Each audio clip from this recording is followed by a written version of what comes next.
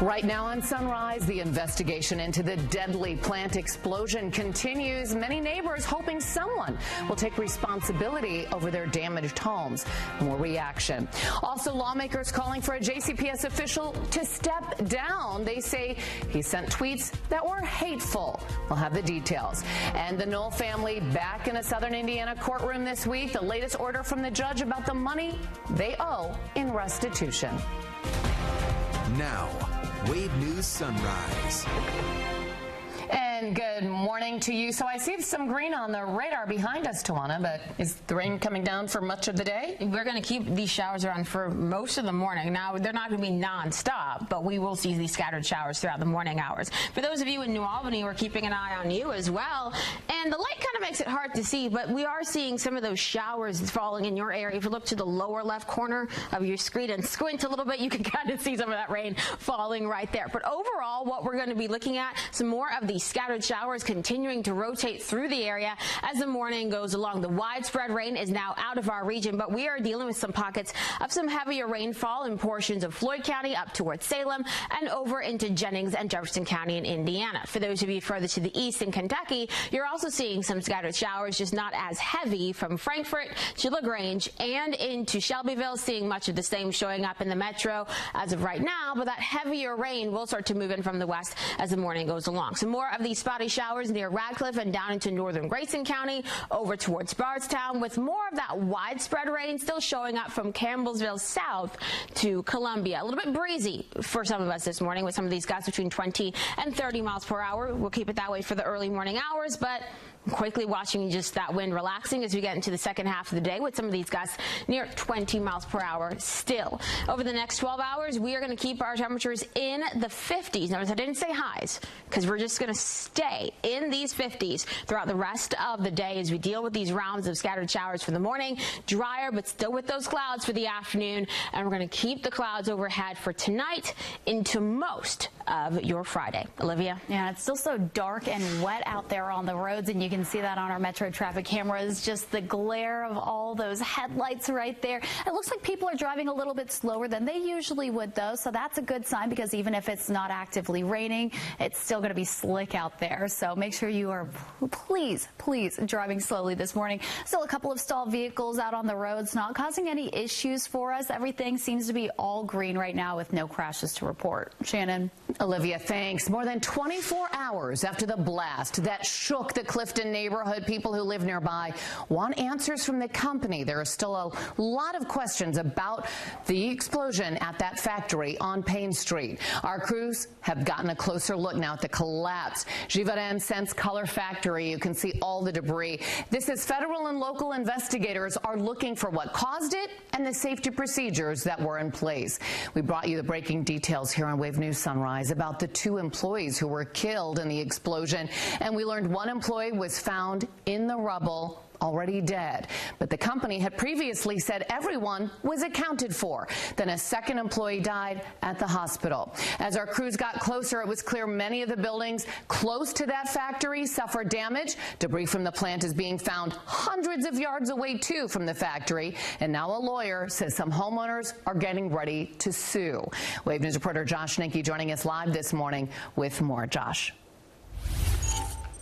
And homeowners here in the area of the blast are in a real tough spot. They want to fix the damage, of course, but they need to leave it where it is for a couple of reasons. One, so authorities can continue their investigation into what happened. And two, so insurance can assess the damage. Plenty of folks in the area are pointing fingers at Givaudan and want them to be held accountable. Tad Thomas is a lawyer representing some homeowners here in the area. He says there's a lot of damage, but they're also worried about what you can't see. Broken windows, obviously. We have one client that had substantial roof damage and roof collapse. One of the things that we're really concerned about is what is kind of microscopic or something that you really can't see unless you really pay close attention. So we're going to have to be getting engineers out to take a look at each one of these homes to take an assessment as to what the extent of the damage is. This is also prompting a bigger conversation about why this factory was so close to this many homes. Councilman Andrew Owen says the factory's zoning was grandfathered in, and something like this would not be legal today. Obviously, a big conversation ahead for Metro Council. Live here in the Clifton neighborhood, Josh Ninke, Wave News. Thanks, Josh. U of L Hospital says it has discharged 5 people who were hurt in the explosion. 1 person is still in the hospital. That person is stable. U of L Chief Medical Officer Dr. Jason Smith says those hurt were treated for burns and blunt injuries. The others hurt in the blast were taken to Baptist Health for treatment. Now, if you live near the blast site, you may have been one of those who reported they never got notified by the city about the explosion. Emergency management leaders say there was a problem with their incident alert system, so some people did not get a text.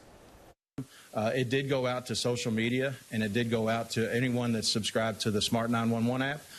But there was what we're leaning towards a human error on the text and emails, and we're looking into that internally here at MetroSafe. You can subscribe to get our future emergency notifications. You can text Lens Alert to 67283. Jody Myman says MetroSafe got more than 300 calls in the half hour following the explosion. That is about 3 times what they typically get. And homeowners who live near the Givaudan Sense Color factory say the explosion wasn't the first incident at the factory that's impacted nearby homes. Wave troubleshooters found a notice of violation. It was sent to the company then known as D.D. Williamson and Company by the Louisville Metro Air Pollution Control District in 2023. In October of that year, the company claimed a faulty valve on a spray dryer caused it to become overwhelmed with caramel color powder and released that powder into the air. The company estimated a total of 20 pounds of the residue was released into the surrounding neighborhood during a 30-minute period before the issue was caught. Neighbors say the company sent crews to spray down nearby homes and then gave out coupons for a free car wash. There was an official piece of paper that was sent around saying, we acknowledge that particulates escaped and due to weather conditions, it congealed and fell on everything.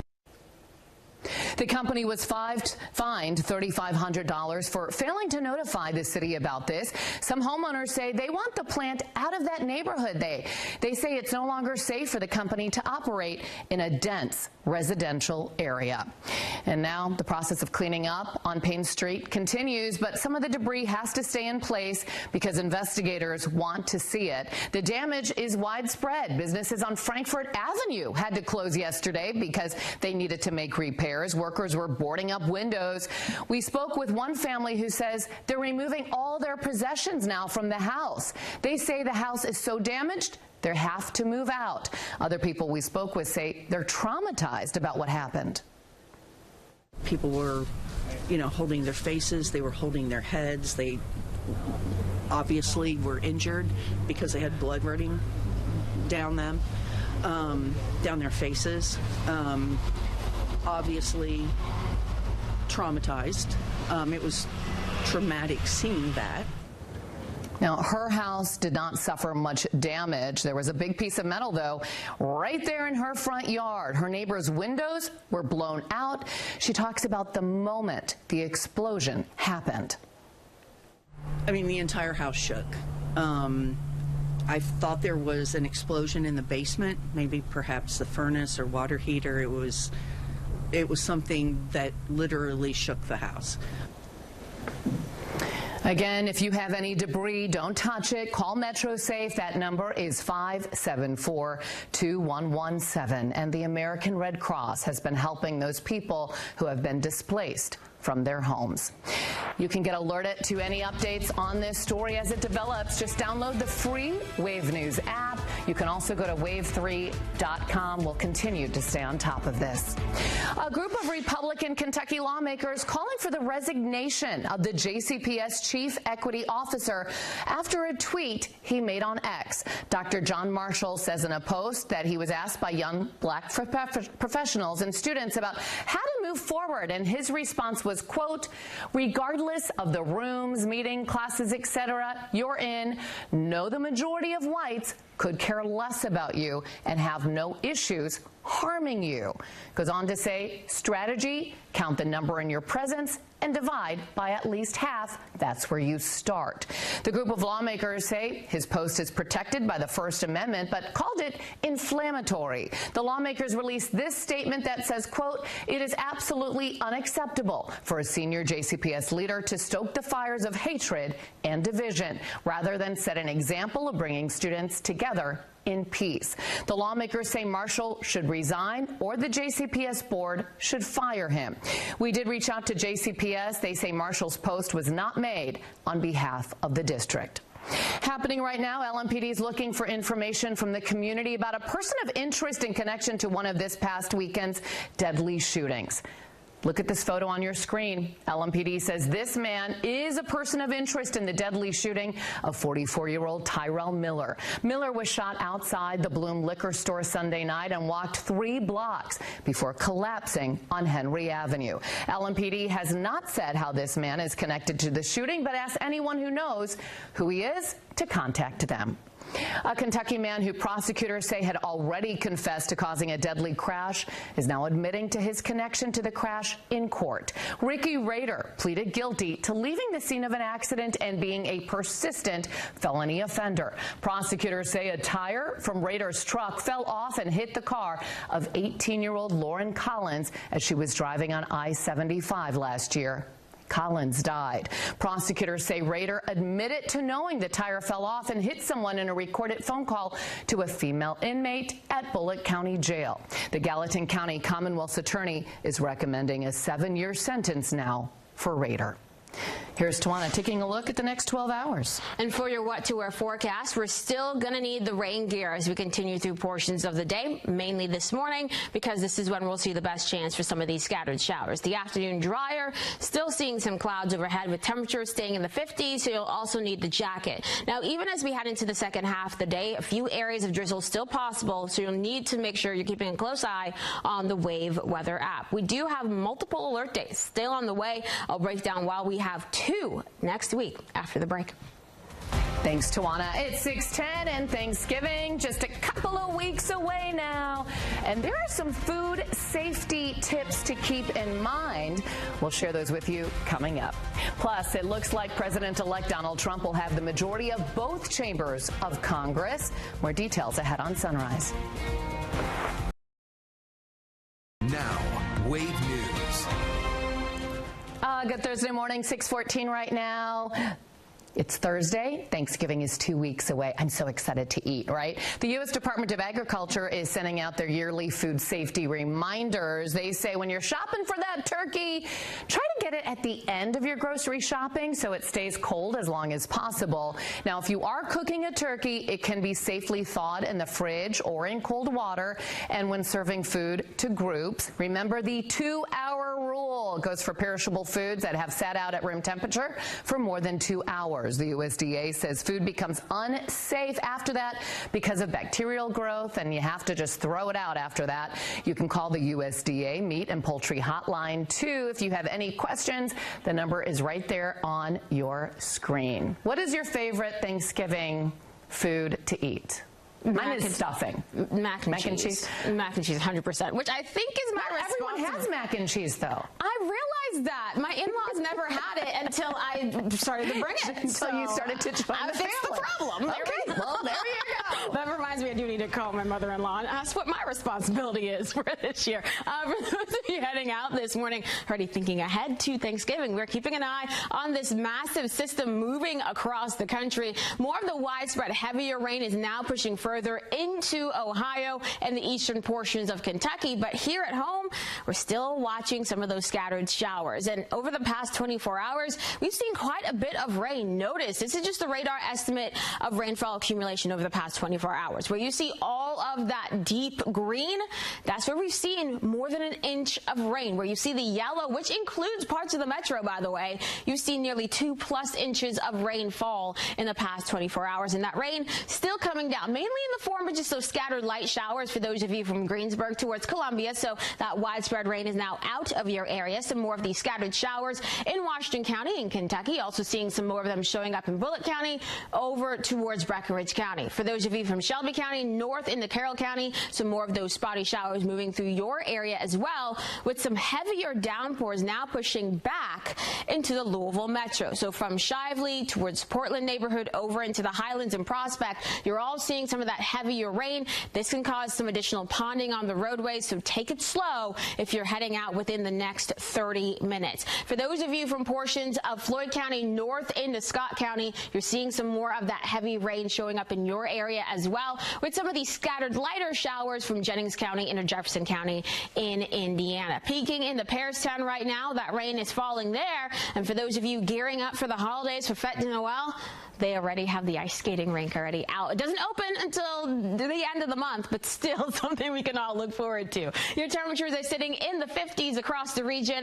as of right now, with some of these wind gusts in the 15 to 25 mile per hour range across our region. While we are still seeing some of these gusty winds at the moment, the wind will relax as we head into the late morning and especially for the afternoon, with some gusts still near 20 miles per hour possible for the second half of the day. Let's talk about what we're going to see for the rest of the day. Some more of these spotty showers around for this morning all the way through lunch. We get into the afternoon. Notice the clouds still overhead, temperatures still in the 50s. That's not really going to change much as the day goes along, and a few areas of drizzle possible for the second half of the day. Once we get into later on this evening, still the clouds overhead, drying out with whatever's left over in terms of drizzle, spotty showers moving out for later on this evening, and finally temperatures starting to fall down into the 40s as we get into tomorrow morning. Now, on top of that 1 to 2 inches of rain we've already seen, we'll add on about 1/10 of an inch in most spots, so any rain that we see for the rest of the day will be very, very light.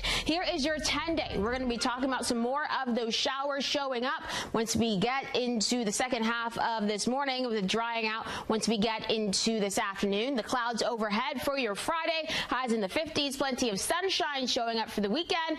And here comes that first alert day for next week. We're watching a front, and we'll bring some showers and thunderstorms into our region. Now, some of these thunderstorms could be on the stronger side. And because of that threat, plus the consistency of all of the modeling showing this rain moving through next Tuesday, we have the alert day out for then. Now, for Wednesday and Thursday of next week, we'll gradually cool down, and then we just get straight up cold as we get towards next Friday, as this area of low pressure is off towards our north, helping to drive those temperatures down into the 30s and low 40s for the end of next week, with some gusty winds as well. Now, with it slow nearby and just enough moisture in the area, we do have that potential for some wintry weather towards the end of next week, and that's something we're going to continue to keep a very close eye on.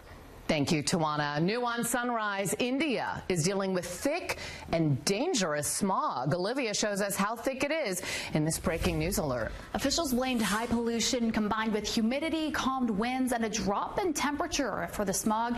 Now, this is new video from New Delhi, India. This is in the middle of the day, too. It shows that record-breaking smog in India and Pakistan. The pollution has forced authorities in Pakistan to close schools and public spaces as that smog threatens the health of tens of millions of people. Pollution in the region usually ramps up each winter because that pollution isn't lifted away by the warm air, but this year's smog is unprecedented, and the air quality is categorized as hazardous. So hazardous that hospitals there are already seeing an influx of patients suffering from respiratory issues. We'll be right back with more Sunrise right after this. Here's a look at the current Kentucky Lottery jackpots. The Kentucky Lottery, over $5 billion in grants and scholarships.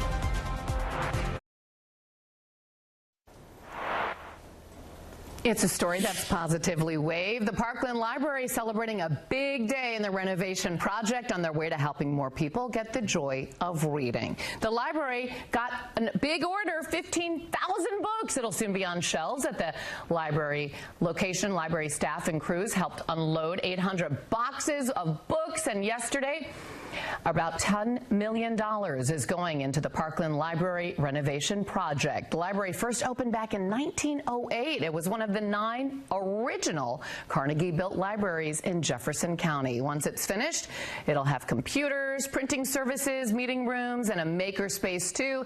They plan to reopen in February of next year. That is great to see. Here's Tawana taking a look at the next 10 days, and there's a lot of everything on there. Yeah, we got a little of everything as we head over the next 10 days. For this morning, it's the scattered rain showers across our region, and we'll keep it cloudy for the afternoon, even though it will be drier with temperatures in the 50s. Now for tomorrow, cloudy, highs back into those 50s again, warming up through the weekend with some sunshine coming our way for Saturday and Sunday. Now it's not going to be plain old blue sky for the entire weekend, but at least we do have some of that sunshine coming back into the forecast. Clouds increase on Monday out ahead of our first alert day for next week. A cold front moving through on Tuesday will bring some showers and the potential for some strong thunderstorms into our forecast then. Now for the middle of next week, we'll see clouds overhead, temperatures gradually cooling, and then we have that next alert day showing up for next Friday. That will help to bring not just some wind and some colder weather, but depending on how that moisture lines up with it all for the end of next week, the potential for some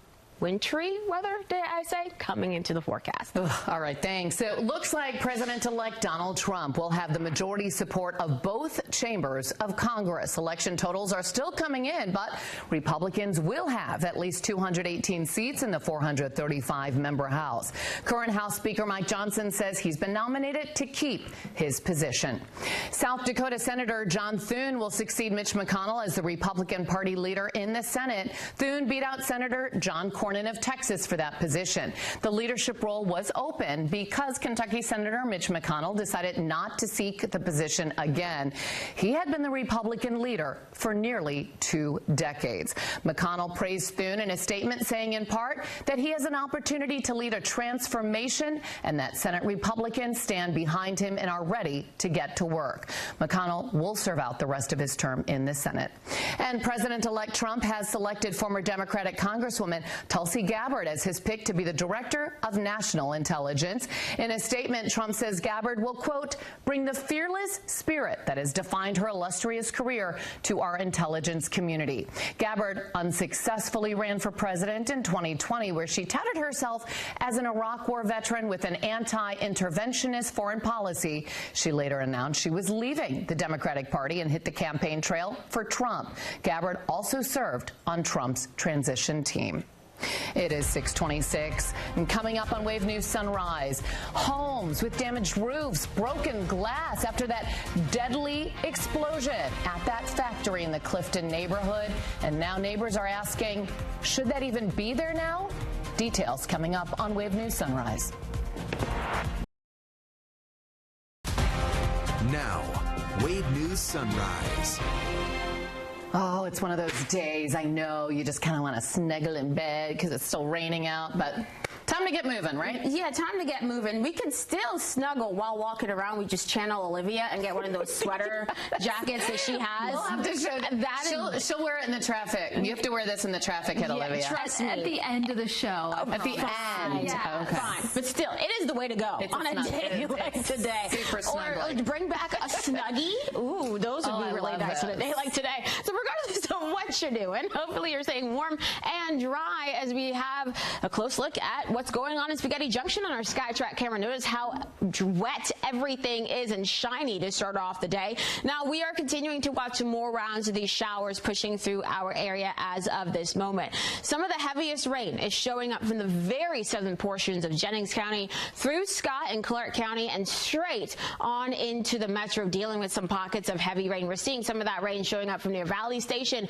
right on through to near the airport and over into the Highlands and towards Linden as well. So anybody traveling on 64 in between downtown and the Waterson really going to deal with quite a bit of that rain as of right now. Lighter spotty showers in portions of Trimble County down towards Franklin County. Also seeing some more of those showers from parts of Bullitt County towards Hardin County, and then Greene, Taylor, and Dare counties are getting in on some of that light rain too. Wind gusts right now near 20-25 miles per hour across the region. Going to keep those wind gusts there as we can head into the second half of the day. So that's something we'll watch very closely. It's going to add a slight extra chill, especially since we're going to be cool and humid as the day goes along. Overall, though, for today, we're going to keep the clouds overhead even as we head into the afternoon with an isolated shower, a few areas of drizzle possible for the second half of the day, with temperatures notice still in the 50s across the area. So no big warm up in today's forecast. Olivia? Yeah, but we're warning people about this rain right now. and that's giving us a traffic alert as we take a live look at I-65 and I-264.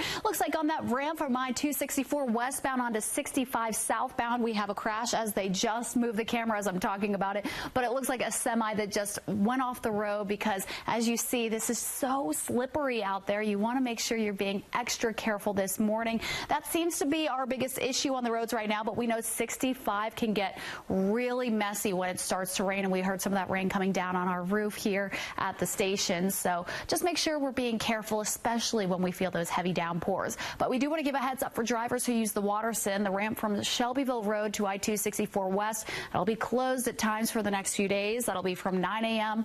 to 1 p.m. today and tomorrow. Then again on Monday, November 18th. So the right lane and the right shoulder in that area will also be closed on Friday and Monday. Crews will keep an eye on that weather today, which we know could delay that closure. Shannon. Thanks, Olivia. Now, before cleanup can begin, authorities have to figure out, hopefully, what caused the deadly explosion at that factory in the Clifton neighborhood. Neighbors caught in the damage are also trying to figure out how to hold someone accountable for what happened. Josh Ninke is there live at the scene with more this morning. Josh. Yeah, good morning, Shannon. Not a whole lot to see at this point, but the homeowners in this area are caught in the middle of all these investigations into what happened earlier this week. A lot of these homes have damaged roofs, lots of broken glass, plenty of debris just sitting in their yards. Authorities need that to stay put so they can figure out what happened, and insurance companies also need it so they can see the true extent of the damage. Some neighbors we spoke to, though, just want the company here gone.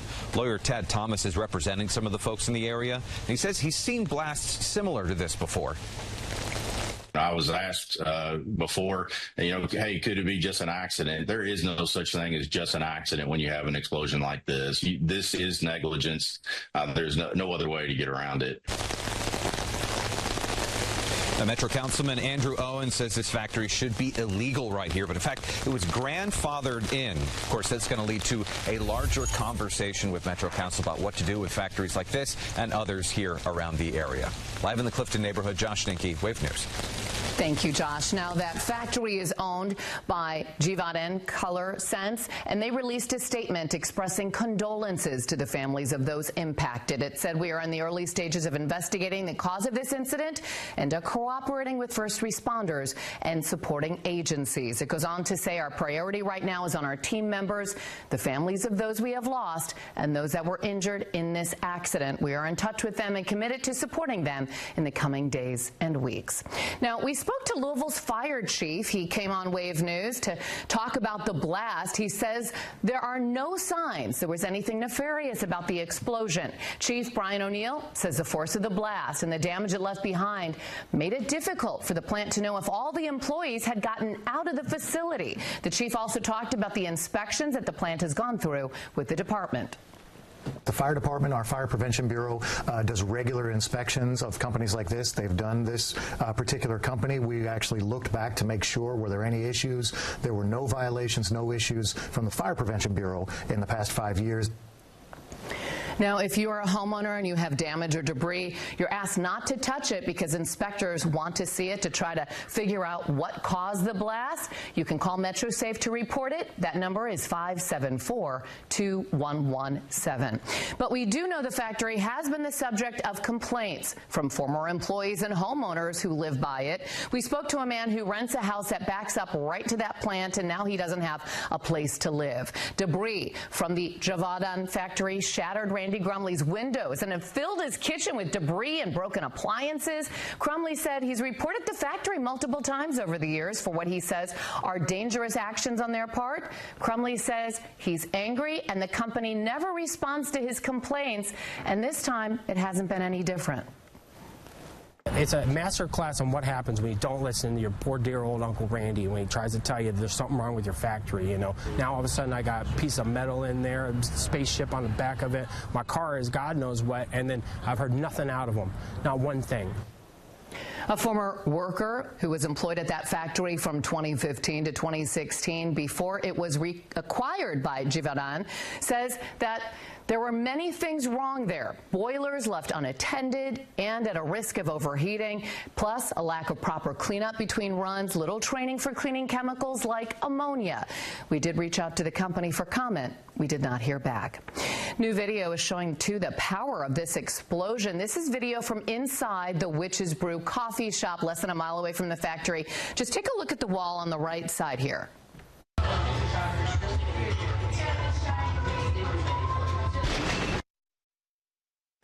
The paintings actually lift up before the video ends. The woman was recording inside the coffee shop to post on social media, but Witch's Brew says none of their staff or customers was hurt. Stay with Wave News for the very latest on the explosion. And now in other news, former Clark County Sheriff Jamie Knoll is in prison. His estranged wife and oldest daughter are still waiting to learn what will happen to them. And the Indiana Attorney General is pushing forward, trying to recover millions taken by the Knolls. The Knolls have lined up a realtor and an auctioneer to sell their homes, cars, and personal property. The judge and Attorney General's office said it makes sense to list the houses on the market for at least 3 months, but getting all of this done won't be easy. A mediator was approved to try to find the easiest way to turn the Knolls property into cash following one of the largest public corruption investigations in Indiana history. Now, the judge wants some of the details to remain under wraps, including what their homes might appraise for. The lawyers agreed to keep that information among themselves for now. Attorney Larry Wilder said his client, Jamie Knoll, is trying to meet his restitution responsibilities quickly. Bart McMahon represents Misty, Josie, and Gracie Knoll, and they say they don't want their main house on Old Tay Bridge to be sold for now. And his freedom has been taken away for the purposes of him showing that he is accepting what has occurred. We also want to make sure, and it's important for us, that we begin the quest of trying to make the victims as whole as possible. It's current. The mortgage is $1,300, I believe, and the 3 ladies could not live anywhere at a comparable price to this. The auctioneer said he would not be able to get anything on the web until next year. The Attorney General's office also asked for a special car auction company to handle selling some of Jamie Knoll's more exotic collector's cars. Here's Tawana taking us through the next 12 hours. And as we head over the next 12, we'll be keeping an eye on some more of these scattered showers for this morning. Drier as we head into the afternoon. Those temperatures not going anywhere, staying in the 50s. Now, for those of you who want some sunshine, I'll let you know when we're going to see it. But we're also keeping an eye on some wintry weather trying to come our way. I'll break that chance down after the break. New on Sunrise, California officials say 4 people were arrested after a person dressed in a bear costume to fake attacks on cars. What? Olivia has more on their arrest in this breaking news alert now. This is crazy. It is just as wild as it sounds, Shannon. Officials say it was all an elaborate insurance scam involving a bear suit and even surveillance cameras. Take a look here. This is the bear suit, complete with claws. That so-called bear was claimed to have entered and damaged a 2010 Rolls-Royce Ghost on January 8th while it was parked at Lake Arrowhead. Video was submitted to the insurance company that alleged to have shown the animal entering the car, and according to a statement from the California Insurance Department, upon further scrutiny of the video, it was determined to be a fraudulent claim. The group also submitted claims for damage to 2 other cars, a 2015 Mercedes and a 2022 Mercedes. The department said that scam cost insurance companies more than $141,000. Those 4 men were arrested on charges of insurance fraud and conspiracy. Shannon. Wow, that is a crazy story. All right, Olivia, thanks. Well, we have another story here about an animal. This time it's a real one, but the couple in Australia not happy about this. They came home to find a koala in their bed. They then safely escorted the koala out of their house. They used a blanket. I think that thing looks so cute. It is cute. It's so cute. Now, koalas are actually endangered in many areas. So, look, it's not doing anything crazy. It's just like, I just want a nap. I mean, that bed kind of does look comfortable, so I understand it. It does look comfy. I want to see what happens. Okay. It's so cute. It's just saying, I want to take a nap. Maybe you feel the same today on this rainy morning. I mean, now that koala's getting feisty. They do are very protective of their areas, so that's not necessarily surprising there. But thankfully, everybody's okay. The koala's okay, and we've learned a little bit more about what not to do. I would have snuggled with the koala. They're very cute. Maybe a stuffed koala. We'll get you that for Christmas. For those of you heading out this morning, we're watching some rain, but multiple alert days showing up for next week. I'll talk about that. Plus the snow that might be in the forecast in just 30 seconds. Can't believe she said it. I know I said it.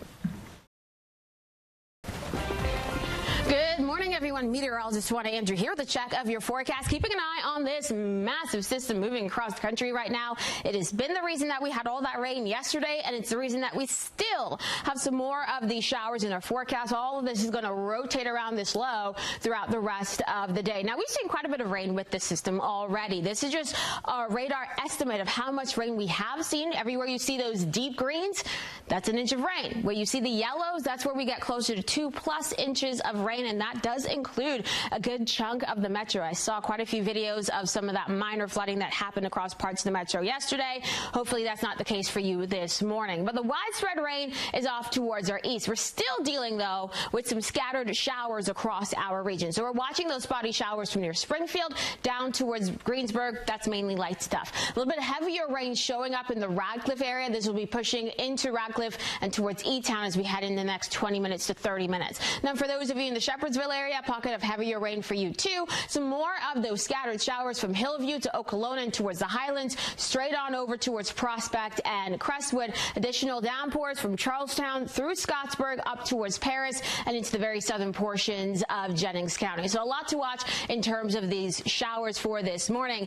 Peeking into downtown, mainly at Spaghetti Junction. Notice everything rolling smoothly there. The roads are still shiny, so take it slow. Even if it's not raining in your area at the moment, you still want to make sure you're taking it slow and you're being extra careful this morning. What we're dealing with temperature-wise, sitting in the 50s across our area, a little bit breezy as well with some of these wind gusts in the 20 to 25 mile per hour range for most of us. Over the next 12 hours, going to keep those gusts near 20 miles per hour for the afternoon hours after the stronger wind gusts that we have seen for many of us for this morning. Our futurecast shows that we have some additional scattered showers expected for the morning hours. As we get into the afternoon, we'll be drier, but still keeping some clouds overhead, still keeping that potential for an isolated shower, a few areas of drizzle for the afternoon, but overall the second half of the day trending drier than what we've been dealing with this morning. Getting into the evening, yep, those clouds still around, and for tonight, still dealing with quite a few clouds across the area as we fall down into the 40s for everyone for tomorrow morning. Let's look ahead to the next 10 days. What we're going to be dealing with overall, some more of those clouds, some more of those cool temperatures, 50s for highs with those cloudy skies on Friday. Warming up with some sunshine over the upcoming weekend with highs well into the 60s by Sunday. Then we head into next week. We are going to be watching very closely the system pushing our way towards next Tuesday. This front looks to bring not just thunderstorms, but the potential for strong thunderstorms across parts of wave country. That is why the alert day is in place, as we're keeping an eye on the strength of those as they move through the area. As of right now, Wednesday is looking dry, but I was just keeping an eye on some more of that modeling just coming in, and it does look like we have a better chance for some precipitation across the area as we get into next Thursday and into next Friday. And with temperatures quickly falling, we could see that potential for not just some colder weather and some windy weather, but also some wintry weather trying to show up for the end of next week. So going to be keeping an eye on all of that, and with that potential still in the forecast, we have the alert day out for right now on Friday, but depending on the speed and the timing of that system, don't be surprised if you see that changing around maybe up towards Thursday or back towards Saturday, depending on how things evolve. But overall, stay weather aware. Keep an eye on the Wave Weather app, because that's where we'll update you first with everything going on across our region. Thank you, Tawana. The Scott County Sheriff's Office says skeletal remains were found in a wooded area where a missing woman was last seen in September of this year. Authorities say the remains were found on Tuesday. They were found at a wooded property in the area where Amanda Martin was last seen. A forensic exam has been scheduled to get a positive ID in the remains and to determine a possible cause of death. The Scott County Sheriff's Office asks anyone with information to give them a call. Here's Olivia taking a look at the big stories we're following from around the country and the world today. French police are ramping up security ahead of tonight's scheduled soccer match against an Israeli team. They're trying to avoid a repeat of this. This is last week's violence in Amsterdam involving locals and Israeli fans. The international match is expected to be met by widespread protests supporting Palestine. Paris police have confirmed around 4,000 officers would be on duty, with some 2,500 deployed to ensure security around the stadium. Meanwhile, Israel has warned its citizens against supporting any sporting events abroad. China is now a top trading partner for South America. A brand new megaport in Peru is expected to be inaugurated today with Chinese leader Xi Jinping. And it comes as Peru hosts the Asia-Pacific Economic Cooperation Summit this week, where that competition between China and the U.S. will be in full show. And today is National Pickle Day. We know pickles have a special day. It's been celebrated for more than 70 years now. Americans actually eat more than 5 million pounds of them each year, so that could be on a sandwich or even chopped up in relish. You should pop open your favorite jar of pickles today. Maybe they're spicy, sweet, or tart. Personally, I love some spicy dill pickles. We had to celebrate National Pickle Day because I'm one of those pickle girls out there. Those are some of your top headlines. Shannon will have more local news coming up in your Wake Up Watch list.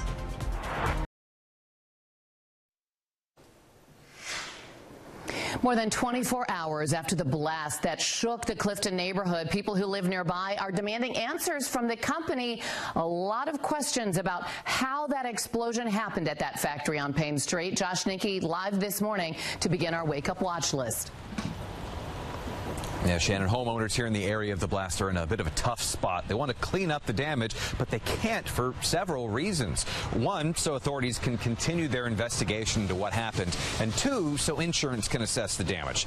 Plenty of folks here are pointing the fingers at Givaudan and want them to be held accountable. Some of them have even hired a lawyer to represent them as this whole process plays out.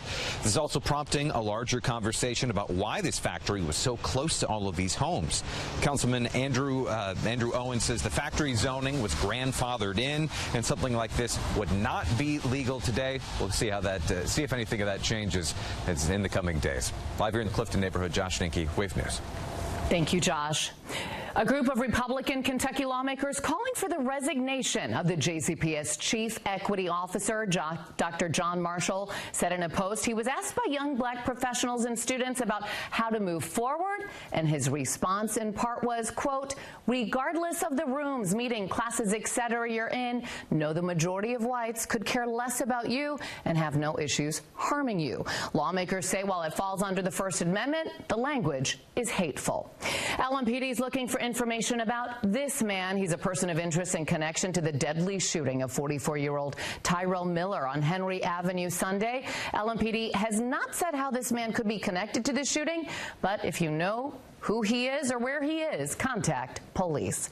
Here's Tawana as we look at a rainy Thursday morning. Yes, we are looking at quite a few of these showers continuing to rotate through the area. Some of them having some pockets of heavier rainfall, but overall what we're seeing right now, just some scattered showers here and there. Keep the rain gear handy. Looking at Spaghetti Junction, things still quiet there, but the rain coming down, as I mentioned, for many of us. We'll keep those scattered showers for the morning, so have the rain gear ready to go. Highs staying in, temperatures I should say, staying in the 50s throughout the rest of the morning and into the afternoon, and will dry out once we get into later on tonight, watching multiple systems moving our way as we get into next week. Taking a live look at the ramp from I-264 west onto 65 south, where it looks like we have a semi that just slid off the road there. We have police there on the shoulder, so cars still able to get around. We also have a crash. It looks like it's shutting down the ramp from I-64 westbound onto 264, or eastbound onto 264 westbound, so that is closing things down right now. And I don't know if I have enough time, but Shannon, there you go. It's like an oversized hoodie. You need it today. It's so good. I love it. It's so good. Have a great day. Get live streaming news, 24-hour weather, investigations, podcasts, and more, all for free with Wave.